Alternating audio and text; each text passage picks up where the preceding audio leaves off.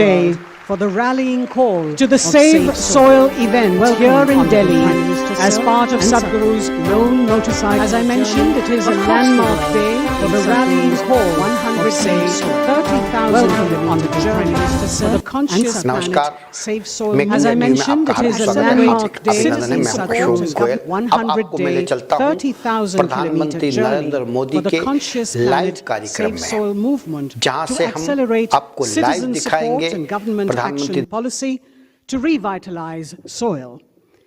We have both Sadhguru and the Prime Minister here, and I'd like to request our soil champion, the lone motorcyclist, the one that needs no introduction, Sadhguru, to please share his pearls of wisdom with us.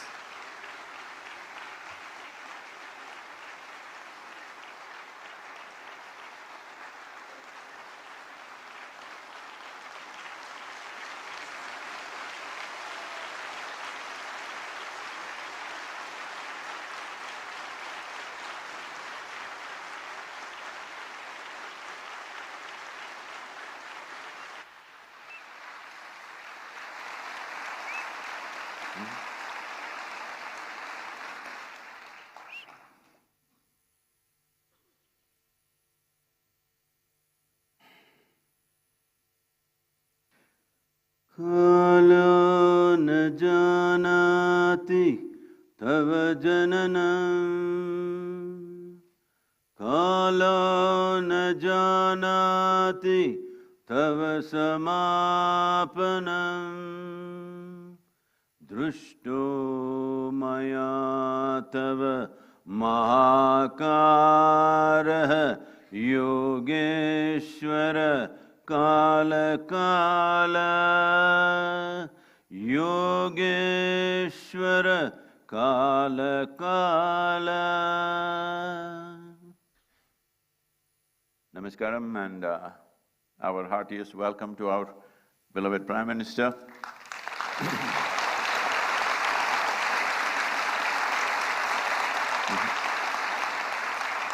And many other ministers, cabinet ministers and envoys and excellencies. Namaskaram to all of you. And above all, the wonderful volunteers who have supported me every mile.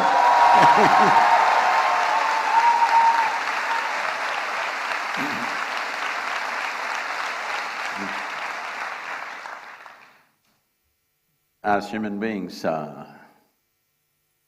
we are here on this planet just in terms of planet's life just for a few moments. But still, how empowered we are that we can even threaten the life on this planet. This empowerment is the peak of evolution. This is what we are. We are the flower of evolution. We are the consequence of every other creature that has grown in this land, in this planet. But invested with such a sense of intelligence, with such a sense of capability, if we do not function consciously, if we do not function responsibly, our intelligence and our capabilities turn against us. This is what soil degradation is about. Soil degradation has happened, environmental damage has happened, not because there is some evil force sitting somewhere wanting to damage this planet. It is all in pursuit of human happiness and well-being that this is happening. So this is the case of a potato farmer who wanted to eat mangoes and went to the mango tree, but out of sheer habit started digging the earth looking for mangoes. When he did not find mangoes there, he became very furious and dug furiously, and slowly the tree came upon him. This is the case of humanity right now. This is where we are. So, every one of us, knowingly, unknowingly, are partners in this destruction. The only way around is every one of us have to be partners in the solution. There is simply no other way.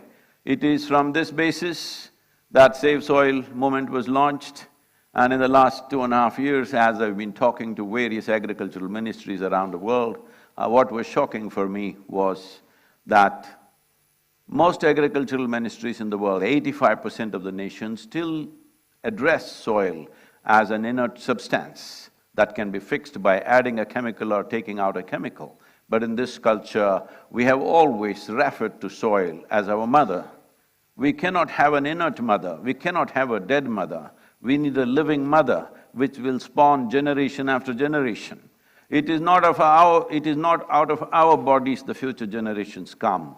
It is from the soil body that the future generations come and thrive. Unfortunately, we have brought that to a certain threat, but fortunately, we are in that cusp of time that if we act now in a determined way, it does not take any rocket science to fix this, nor does it take enormous amount of financial outlays. It just needs the right direction and a committed and approach, a resolute approach towards the solution. We can walk out of it, especially in our country, where 60% of our population still engaged in agricultural activity. And with a history of over 12,000 years of agricultural history in this country, where organized agriculture has been happening for over 12,000 years. But for 12,000 years, we managed our soils well. Only in the last 45 years this has happened, simply because probably the fear of famines of 1940s, the hangover of the 1940s debilitating famines, we took emergency steps to mitigate that. Well, it worked in many ways, because India's average life expectancy in 1947 was 28 years. That means almost none of us have a right to exist right now by those standards. But today we have reached towards 74 or 75 years, which is a significant achievement for any nation. We have gotten here, but the steps that we took as a bridge, as an emergency step to cross over these famine-like situations, we should have rolled it back at some point. Unfortunately, we went at the same speed on the emergency scale and we have caused a certain amount of damage. It's very much possible to turn this around. And from my conversations with the Prime Minister, we know this concern is deep-rooted in his heart. It is just that we have to, as citizens of this nation, it is important you stand up and support a possibility, because these are steps which will take 10, 15, 20 years maybe to turn around fully. So when a government has to take long-term steps like this, without the support of the democratic citizens, there is no way no nation can take such steps, because government's terms are usually 5 years in this country. So 5-year term and 20-year policy is a little bit of a difficulty for various reasons. So it is very important people stand up and support this. This is not a protest, this is not an agitation, this is not an expression of anger or resentment. This is an expression of our love and responsibility for the life that we are, and the life that's around us, and the life that should be beyond us. This is very, very important. Right now, what we are threatening is the future generations. Every responsible scientist in the world is pointing out, in about 60 years' time, 90% of the world's soil will be degraded. And that is not a welcome prediction. Definitely this can be turned around with the necessary policies, and it does not need enormous outlays. It needs focus, it needs resolute action, which I'm sure in this day and age, India is very much capable under the able leadership that we have, that we are competent enough to take these steps. So it is not a situation of hopelessness. It is a situation where all of us have to tighten our belt and act and move in the direction of the solution rather than moving towards a problem. Apart from this, in the world, what I have seen is, wherever I traveled in the last 2.5, 3 years' time, meeting many people, environmental ministers, agriculture ministers and various bureaucrats, everybody knows the problem. Everybody generally knows what is the solution. So what I grasped from this was, everybody knows the problem, everybody knows the solution, but they're just waiting for an idiot to bell the cat. So here I am, I thought. So, because the problem is known to everybody in the world, all UN agencies are very conversant with the problem, most nations are very conversant with the problem, but somehow there was a silence. Fortunately, in the last 75 days. It is India 75, it's my great privilege in 75 days I'm in New Delhi.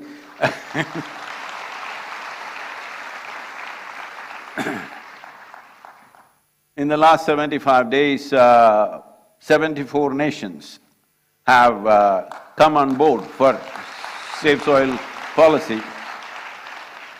2.4 billion people have expressed their concern for soil, which has been never before.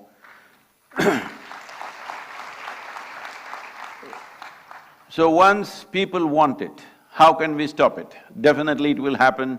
The most important aspect of this Save Soil movement is, it is not against anybody. It is not against any industry, it is not against any lobby, it is not against anybody. I've been talking to fertilizer industries, pesticides, herbicides. They're saying, are you against us? I say, I'm only against suicide. I'm not against any other side. It is not anybody's business to tell the farmer how he should farm. All we want is keep the soil alive, keep the soil rich. Is a farmer against a rich soil? No. Just that farmer's economy has been so fragile, any change he's afraid of. If an incentive-based policy is pushed, definitely most farmers will respond in a very, very positive way. We are very sure about this because we have spoken extensively to farming community around the world, and we find everybody is absolutely positive about this. It is just that they need incentive support, which doesn't cost much in this country. Just something as simple as bringing cover crops, which were very much a part of our culture just 45 to 50 years ago. Just bringing cover crops will make the organic content in the soil go up to 3% within 6 to 8 years' time. Only cover crops in summer can do that because it will add 1.5 to 2 inches of humus every year, and it will solve this problem. This is a very simple approach. If we want to do it more aggressively, then it may cost more money. But to do it in the simplest possible way is cover crop. Why I'm saying cover crop is, right now it's the month of May. If you fly across India, you will see, except Western Ghats and northeastern part of India, largely it looks like a brown desert. This is not how India should look. Whatever the season, there must be green leaf on the land, and this was the way India's farming used to be. This is the way the wisdom of the farming community used to work, but unfortunately, we have dropped these things for whatever reasons. Instead of looking for who is to be blamed, instead of looking for what is the problem, who caused the problem, all of us are the problem, and all of us should become the solution. Thank you very much. And once again, thank you, sir, for being here. If I can say one, as the Prime Minister has taken up the Solar Alliance, I think there's an immense opportunity. After talking to various leaders around the world, I realize India and the Prime Minister of India could take up the leadership of soil regeneration in India and the world. The global leadership for soil regeneration, starting with G20, considering we are going to have the stewardship of G20 in the coming year. Thank you very much.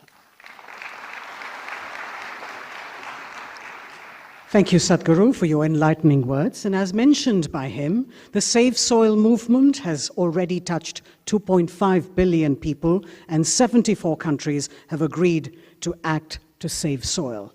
This is a movement that has united the world, a mission that has brought people together across the globe to commonly address, because it concerns each of us, everyone on earth. His message is simple. Saving soil is necessary to maintain life on our planet. As occupants of a shared planet, we have the unique opportunity now to be part of the solutions for crises like soil extinction and desertification. Here's presenting to you a video that explains the science behind the Save Soil campaign.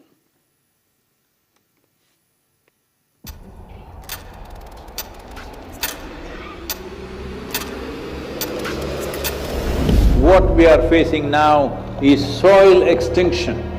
In most countries, more than 50% of the topsoil is already gone. Every responsible scientist in the world is clearly saying by 2045, we will be producing 40% less food. 300,000 farmers committed suicide. What else does it take to stir your humanity? UNFAO is saying the food that we are eating belongs to the unborn child.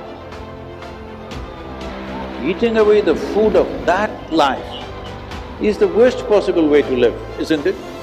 It is agreed by all scientific communities, minimum 3% organic content is essential to keep the organisms fed in the soil. So this is what we must aim at, an incentive-based policy where if you get the land to 3% organic content, you will get a certain amount of incentive.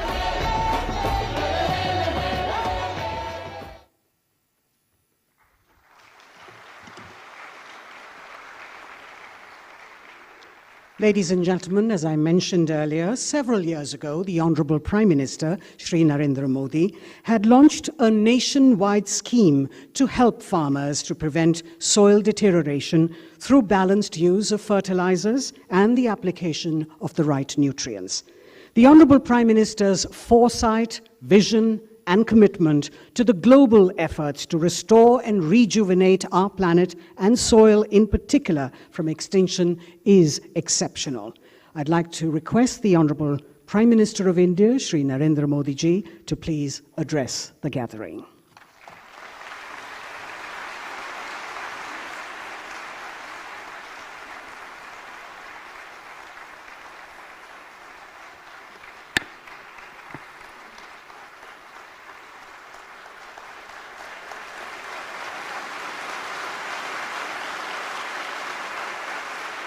नमस्कार। आप सभी को, पूरे विश्व को विश्व पर्यावरण दिवस की बहुत बहुत शुभकामनाएं।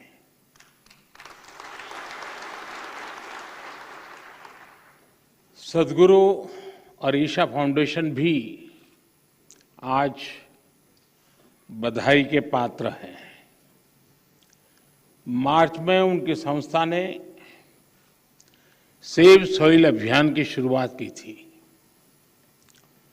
27 देशों से होते हुए उनकी यात्रा और 75वें दिन यहाँ पहुंची है। आज जब देश अपनी आजादी के 75वें वर्ष का पर्व मना रहा है, इस अमृत काल में नए संकल्प ले रहा है, तो इस तरह के जन अभियान बहुत अहम हो जाते हैं। साथियों, मुझे संतोष है कि देश में पिछले 8 साल में जो योजनाएं चल रही हैं, जो भी प्रोग्राम चल रहे हैं, सभी में किसी न किसी रूप से पर्यावरण संरक्षण का आग्रह है। स्वच्छ भारत मिशन हो या वेस्ट टू वेल्थ से जुड़े कार्यक्रम, अमृत मिशन के तहत शहरों में आधुनिक सीवेज ट्रीटमेंट प्लांट्स का निर्माण हो या फिर सिंगल यूज प्लास्टिक से मुक्ति का अभियान, या नमामि गंगे के तहत गंगा स्वच्छता का अभियान, one sun one grid solar energy पर फोकस हो या इथेनॉल के उत्पादन और ब्लेंडिंग, दोनों में वृद्धि, पर्यावरण रक्षा के भारत के प्रयास बहुआयामी रहे हैं। और भारत ये प्रयास तब तक कर रहा है जब दुनिया ने, आज जो क्लाइमेट के लिए दुनिया परेशान है, उस बर्बादी में हम लोगों की भूमिका नहीं है, हिंदुस्तान की भूमिका नहीं है। विश्व के बड़े और आधुनिक देश न केवल धरती के ज्यादा से ज्यादा संसाधन का दोहन कर रहे हैं, बल्कि सबसे ज्यादा कार्बन एमिशन भी उन्हीं के खाते में जाता है। कार्बन एमिशन का ग्लोबल औसत प्रति व्यक्ति 4 टन का है, जबकि भारत में प्रति व्यक्ति कार्बन फुटप्रिंट प्रतिवर्ष आधे टन के आसपास ही है। कहां 4 टन और कहां आधे टन। बावजूद इसके भारत पर्यावरण की दिशा में एक होलिस्टिक अप्रोच के साथ न केवल देश के भीतर बल्कि वैश्विक समुदाय के साथ भी जुड़ करके काम कर रहा है। अंतर्राष्ट्रीय स्तर पर भारत ने coalition for disaster resilient infrastructure CDRI और जैसे अभी सदगुरु जी ने कहा इंटरनेशनल सोलर अलायंस ISA के निर्माण का नेतृत्व किया है। पिछले वर्ष भारत ने यह भी संकल्प लिया है कि भारत 2070 तक नेट जीरो का लक्ष्य हासिल करेगा।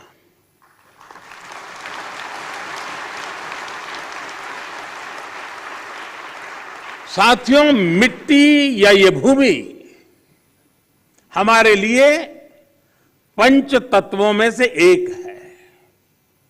हम माटी को गर्व के साथ अपने माथे से लगाते हैं, इसी में गिरते हुए खेलते हुए हम बड़े होते हैं। माटी के सम्मान में कोई कमी नहीं है, माटी की अहमियत को समझने में कोई कमी नहीं है। कमी इस बात को स्वीकारने में है कि मानव जाति जो कर रही है उससे मिट्टी को कितना नुकसान हो रहा है, उसकी समझ का एक गैप रह गया है। और अभी सदगुरु जी कह रहे थे कि सबको पता है समस्या क्या है। हम लोग जब छोटे थे तो सिलेबस में किताब में एक पाठ्यक्रम के में एक पाठ पढ़ाया जाता था। गुजराती में मैंने पढ़ा है, बाकियों ने अपनी भाषा में पढ़ा हो शायद। कहीं रास्ते पर एक पत्थर पड़ा था, लोग जा रहे थे, कोई गुस्सा कर रहा था, कोई उस पर लात मार देता था। सब कहते थे देखिए किसने पत्थर रखा, कहाँ से पत्थर आया है, दे समझते नहीं वगैरह। लेकिन कोई उसको उठा करके साइड में नहीं रखता था। एक सज्जन निकले, उनको लगा कि चलो भाई सदगुरु जैसा कोई आ गया होगा।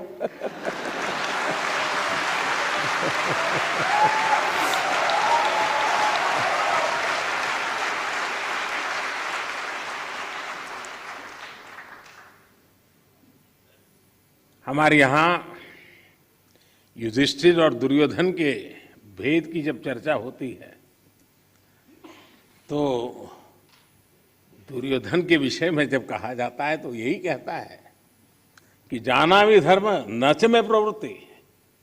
मैं धर्म को जानता हूं लेकिन मेरी प्रवृत्ति नहीं, मैं नहीं कर सकता हूं। सत्य क्या है मुझे मालूम है, लेकिन मैं उस रास्ते पर नहीं चल सकता हूं। तो समाज में जब ऐसी प्रवृत्ति बढ़ जाती है तो ऐसा संकट आता है तो एक सामूहिक अभियान से समस्याओं के समाधान के लिए रास्ते खोजने होते हैं। मुझे खुशी है कि बीते 8 वर्षों में देश ने मिट्टी को जीवंत बनाए रखने के लिए निरंतर काम किया है। मिट्टी को बचाने के लिए हमने 5 प्रमुख बातों पर फोकस किया है। पहला, मिट्टी को केमिकल फ्री कैसे बनाएं। दूसरा, मिट्टी में जो जीव रहते हैं जिन्हें तकनीकी भाषा में आप लोग सॉइल ऑर्गेनिक मैटर कहते हैं, उन्हें कैसे बचाएं। और तीसरा, मिट्टी की नमी को कैसे बनाए रखें, उस तक जल की उपलब्धता कैसे बढ़ाएं। चौथा, भूजल कम होने की वजह से मिट्टी को जो नुकसान हो रहा है उसे कैसे दूर करें। और पांचवा, वनों का दायरा कम होने से मिट्टी का जो लगातार क्षरण हो रहा है उसे कैसे रोकें। साथियों, इन सब बातों को ध्यान में रखते हुए ही देश में बीते वर्षों में जो सबसे बड़ा बदलाव हुआ है वो है देश की कृषि नीति में। पहले हमारे देश के किसान के पास इस जानकारी का अभाव था कि उसकी मिट्टी किस प्रकार की है, उसकी मिट्टी में कौन सी कमी है, कितनी कमी है। इस समस्या को दूर करने के लिए देश में किसानों को सॉइल हेल्थ कार्ड देने का बहुत बड़ा अभियान चलाया गया।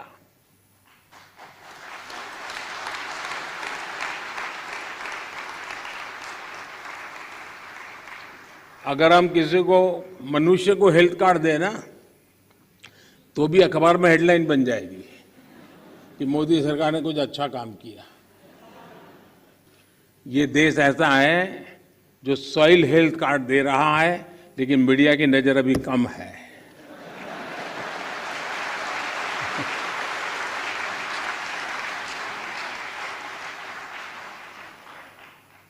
पूरे देश में 22 करोड़ से ज्यादा सॉइल हेल्थ कार्ड किसानों को दिए गए, और सिर्फ कार्ड ही नहीं दिए बल्कि देश भर में सॉइल टेस्टिंग से जुड़ा एक बहुत बड़ा नेटवर्क भी तैयार हुआ है। आज देश के करोड़ों किसान सॉइल हेल्थ कार्ड से मिली जानकारी के आधार पर फर्टिलाइजर्स और माइक्रो न्यूट्रिएंट्स का उपयोग कर रहे हैं। इससे किसानों को लागत में 8 से 10% की बचत हुई है और उपज में 5 से 6% की बढ़ोतरी देखी गई है। यानी जब मिट्टी स्वस्थ हो रही है, तो उत्पाद भी बढ़ रहा है। मिट्टी को लाभ पहुंचाने में यूरिया की 100% नीम कोटिंग ने भी बहुत फायदा पहुंचाया है। माइक्रो इरिगेशन को बढ़ावा देने की वजह से, अटल भू योजना की वजह से देश के अनेक राज्यों में मिट्टी की सेहत भी संभल रही है। कभी कभी कुछ चीजें, अब मान लीजिए कोई 1.5-2 साल का बच्चा बीमार है, तबीयत ठीक नहीं हो रही है, वेट नहीं बढ़ रहा है, ऊंचाई में भी कोई फर्क नहीं आता है, और मां को कोई कहे कि जरा इसकी चिंता करो, और उसको कहीं सुना हो कि भाई स्वास्थ्य के लिए दूध वगैरह चीजें अच्छी होती हैं, और मान लो वो हर दिन 10-10 लीटर दूध में उसको स्नान करवा दे, तो उसका स्वास्थ्य ठीक होगा क्या? लेकिन अगर कोई समझदार मां एक चम्मच थोड़ा दूध उसको पिलाती जाए, दिन में 2 बार, 5 बार, 7 बार, एक चम्मच, तो धीरे धीरे फर्क नजर आएगा। ये फसल का भी ऐसा ही है, पूरा पानी भर करके फसल को डुबो देने से फसल अच्छी होती है ऐसा नहीं है। बूंद बूंद पानी पिलाया जाए तो फसल ज्यादा अच्छी होती है। पर ड्रॉप मोर क्रॉप।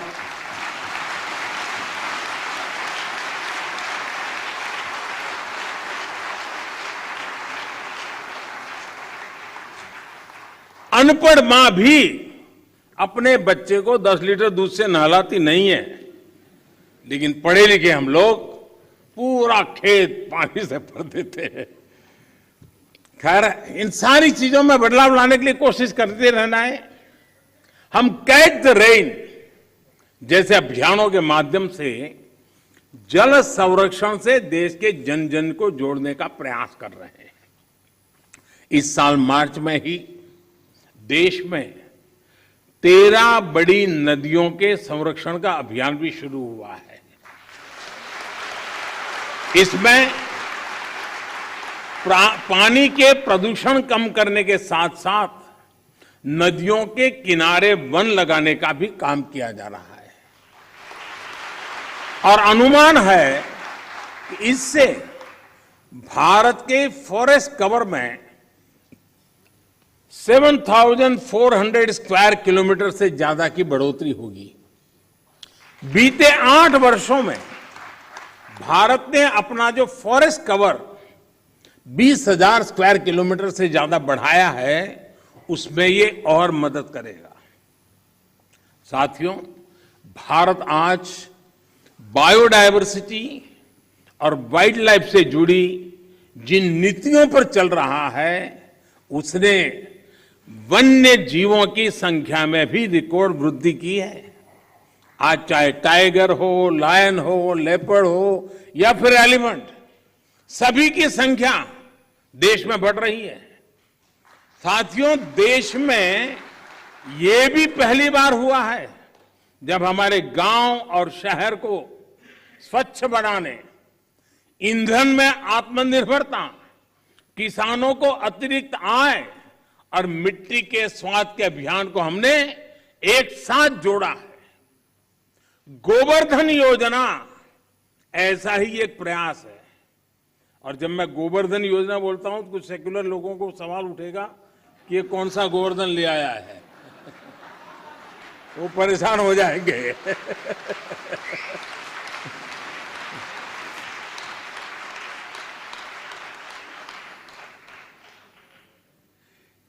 इस गोवर्धन योजना के तहत बायोगैस प्लांट्स गोबर और खेती से निकलने वाले अन्य कचरे को ऊर्जा में बदला जा रहा है।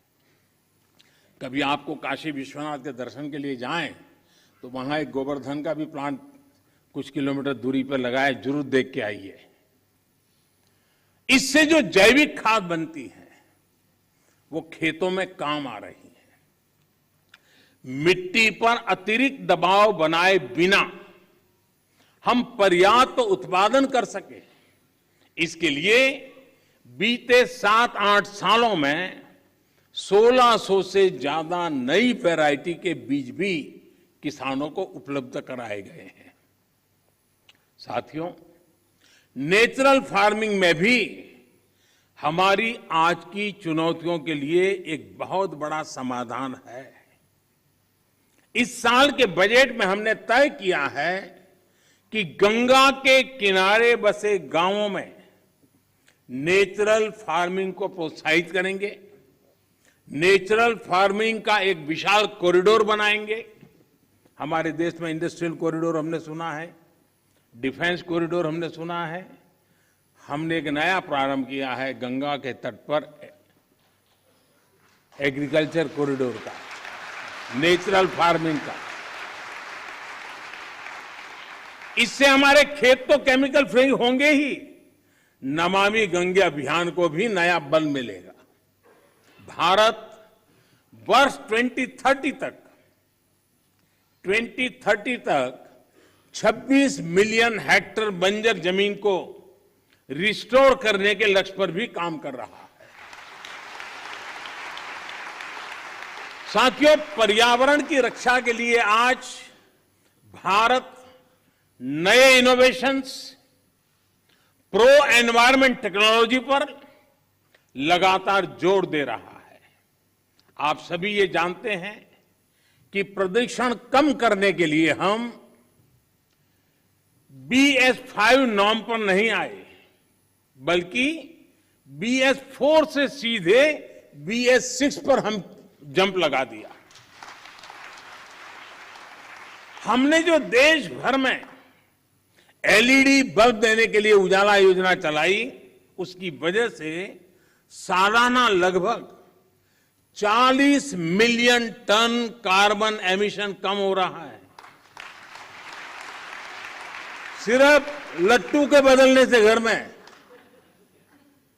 अगर सब लोग जुड़ जाएं, सबका प्रयास कितना बड़ा परिणाम लाता है।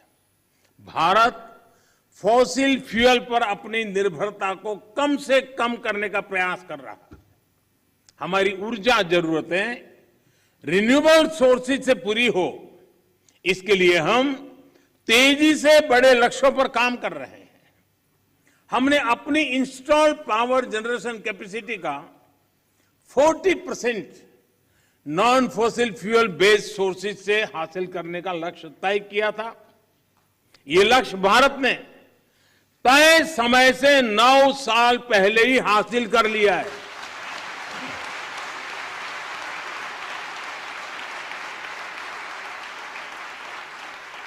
आज हमारी सोलर एनर्जी कैपेसिटी करीब 18 गुना बढ़ चुकी है।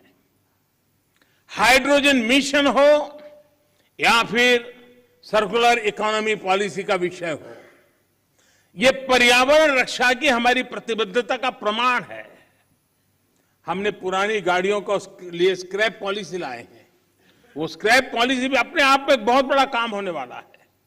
साथियों, अपने इन प्रयासों के बीच आज पर्यावरण दिवस के दिन भारत ने एक और उपलब्धि हासिल की है और ये मेरा सौभाग्य है कि खुशखबरी देने के लिए मुझे आज बहुत उचित मंच मिल गया है।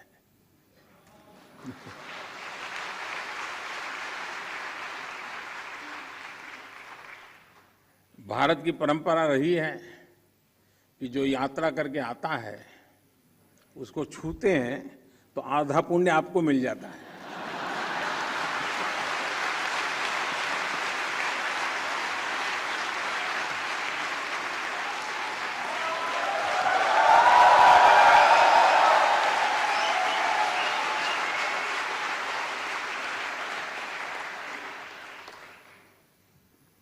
ये खुशखबरी मैं आप जरूर सुनाऊंगा और देश को और दुनिया के लोगों को भी आनंद आएगा। हाँ, कुछ लोग आनंद ही ले सकते हैं।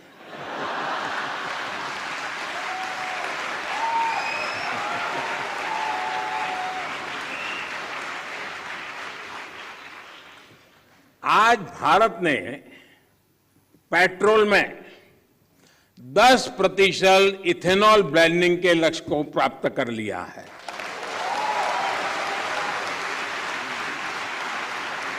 आपको ये जानकर भी गर्व की अनुभूति होगी कि भारत इस लक्ष्य पर तय समय से 5 महीने पहले पहुंच गया है।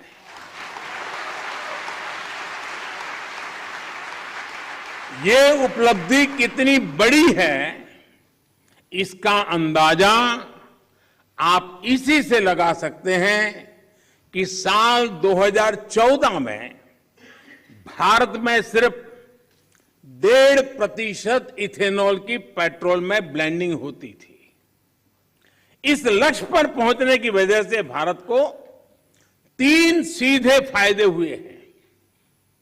एक तो इससे करीब 27 लाख टन कार्बन एमिशन कम हुआ है।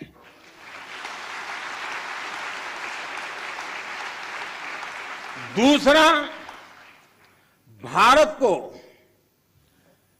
41,000 करोड़ रुपए से ज्यादा की विदेशी मुद्रा की बचत हुई है। और तीसरा महत्वपूर्ण फायदा, ये देश के किसानों को इथेनॉल ब्लेंडिंग बढ़ने की वजह से 8 वर्षों में 40,000 करोड़ रुपए से भी ज्यादा आय हुई है।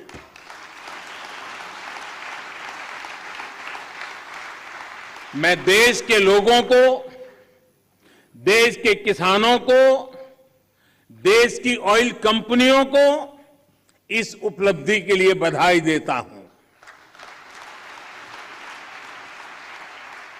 साथियों, देश आज जिस पीएम नेशनल गति शक्ति मास्टर प्लान पर काम कर रहा है, वो भी पर्यावरण रक्षा में अहम भूमिका निभाएगा। गति शक्ति की वजह से देश में लॉजिस्टिक सिस्टम्स आधुनिक होगा, ट्रांसपोर्ट सिस्टम मजबूत होगा। इससे प्रदूषण कम करने में बहुत मदद मिलेगी। देश में मल्टी मॉडल कनेक्टिविटी हो, 100 से ज्यादा नए वाटर वे के लिए काम हो, ये सभी पर्यावरण की रक्षा और क्लाइमेट चेंज की चुनौती से निपटने में भारत की मदद करेंगे। साथियों, भारत के इन प्रयासों, इन अभियानों का एक और पक्ष है जिसकी चर्चा बहुत कम होती है। ये पक्ष है ग्रीन जॉब्स। भारत जिस प्रकार पर्यावरण हित में फैसले ले रहा है, उन्हें तेजी से लागू कर रहा है, वो बड़ी संख्या में ग्रीन जॉब के अवसर भी बना रहे हैं। ये भी एक अध्ययन का विषय है कि जिसके बारे में सोचा जाना चाहिए। साथियों, पर्यावरण की रक्षा के लिए, धरती की रक्षा के लिए, मिट्टी की रक्षा के लिए जन चेतना जितनी ज्यादा बढ़ेगी, उतना ही बेहतर परिणाम मिलेगा। मेरा देश और देश की सभी सरकारों से, सभी स्थानीय निकायों से, सभी स्वयंसेवी संस्थाओं से आग्रह है कि अपने प्रयासों में स्कूल कॉलेजेस को जोड़िए, एनएसएस एनसीसी को जोड़िए। आजादी के अमृत महोत्सव में जल संरक्षण से जुड़ा एक आग्रह और भी करना चाहता हूं। अगले साल 15 अगस्त तक देश के हर जिले में कम से कम एक जिले में, हर जिले में कम से कम 75 अमृत सरोवर के निर्माण का काम आज देश में चल रहा है। 50,000 से ज्यादा अमृत सरोवर आने वाली पीढ़ियों के लिए वाटर सिक्योरिटी सुनिश्चित करने में मदद करेंगे। ये अमृत सरोवर अपने आसपास मिट्टी में नमी को बढ़ाएंगे, वाटर टेबल को नीचे जाने से रोकेंगे और इनसे बायोडायवर्सिटी भी इंप्रूव होगी। इस विराट संकल्प में आप सभी की भागीदारी कैसे बढ़ेगी, इस पर जरूर विचार हम सब एक नागरिक के नाते करें। साथियों, पर्यावरण की सुरक्षा और तेज विकास सभी के प्रयासों से संपूर्णता की अप्रोच से ही संभव है। इसमें हमारी लाइफस्टाइल की क्या भूमिका है, हमें कैसे उसे बदलना है, इसे लेकर मैं आज शाम को एक कार्यक्रम में बात करने वाला हूं, विस्तार से कहने वाला हूं, क्योंकि वो अंतर्राष्ट्रीय मंच पर मेरा कार्यक्रम है। Lifestyle for the environment, mission life. इस शताब्दी की तस्वीर, इस शताब्दी में धरती का भाग्य बदलने वाला एक मिशन का आरंभ। ये P3 यानी प्रो प्लेनेट पीपल मूवमेंट होगा। आज शाम को लाइफस्टाइल फॉर द एनवायरमेंट के ग्लोबल कॉल फॉर एक्शन का लॉन्च हो रहा है। मेरा आग्रह है कि पर्यावरण की रक्षा के लिए सचेत हर व्यक्ति को इससे जरूर जुड़ना चाहिए, वरना हम एसी भी चलाएंगे और रजाई भी उड़ेंगे और फिर पर्यावरण के सेमिनार में बढ़िया भाषण भी देंगे। साथियों, आप सभी मानवता की बहुत बड़ी सेवा कर रहे हैं। आपको सिद्धि मिले।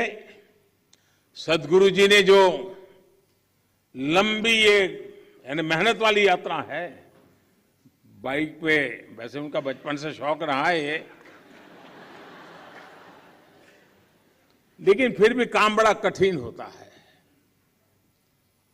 क्योंकि मैं कभी यात्राओं को ऑर्गेनाइज करता रहता था और मैं कहता था मेरी पार्टी में कि एक यात्रा को चलाना मतलब 5-10 साल उम्र कम कर देना, इतनी मेहनत पड़ती है। सद्गुरु जी ने यात्रा की, अपने आप में बहुत बड़ा काम किया है और मुझे पक्का विश्वास है कि दुनिया को मिट्टी के प्रति स्नेह तो पैदा हुआ ही होगा, लेकिन भारत की मिट्टी की ताकत का भी परिचय मिला होगा।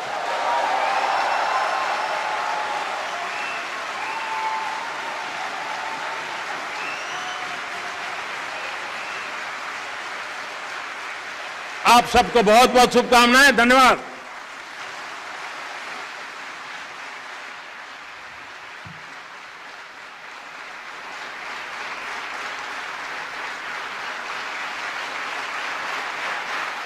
Thank you, Prime Minister, sir. Thank you, Prime Minister, sir, for your words of wholehearted support, encouragement and guidance. As we conclude, may I request Sadhguru to please give thanks. Well, because the Prime Minister is on stage, I've been trying to deliver a serious talk, but he's stealing the stage with all his humor. So, whether we want to ensure food security for the nation, enhance farmers' income, enhance biodiversity, bring back aliveness into our soil, safe soil is very important. We beseech the Prime Minister to take dynamic steps in this direction. He's already narrated many things. We are willing to work with the required ministries to take this ahead. Thank you very much, sir, for being here today. Thank you, Sadhguru and Prime Minister, sir, for your vision and foresight. Please remain in your places, ladies and gentlemen, as the Prime Minister and Sadhguru leave the hall.